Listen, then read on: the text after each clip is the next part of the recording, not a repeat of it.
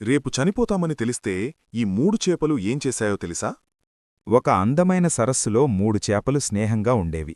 వాటిలో మొదటిదానికి ముందుచూపు ఎక్కువ, రెండోదానికి సమయస్ఫూర్తి ఎక్కువ, మూడోది మాత్రం బద్ధకం, నిర్లక్ష్యంతో ఏది జరిగితే అది జరుగుతుందని నమ్మేది. ఒకరోజు సాయంత్రం కొందరు జాలర్లు అక్కడికి వచ్చి రేపుదయం వలవేసి ఇక్కడి చేపలన్నీ పట్టుకుందామని మాట్లాడుకున్నారు. ఇది విన్న మొదటి చేప ప్రమాదాన్ని ముందే పసిగట్టి రాత్రికి రాత్రే కాలువ ద్వారా వేరే చెరువులోకి వెళ్లిపోయి ప్రాణాలు కాపాడుకుంది. మరుసటి రోజు ఉదయం జాలర్లు వలవేశారు. ఆ వలలో రెండో చేప, మూడో చేప చిక్కుకున్నాయి.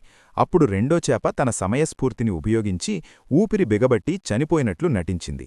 జాలర్లు అది పనికిరాదని తీసి పక్కన పారేయగానే మెల్లగా నీళ్లలోకి జారుకుని తప్పించుకుంది. కాని మూడో చేప మాత్రం తన నిర్లక్ష్యంతో ఎలాంటి ప్రయత్నమూ చేయకుండా వలలోనే గిలగిల కొట్టుకుని జాలర్లకు చిక్కి ప్రాణాలు కోల్పోయింది.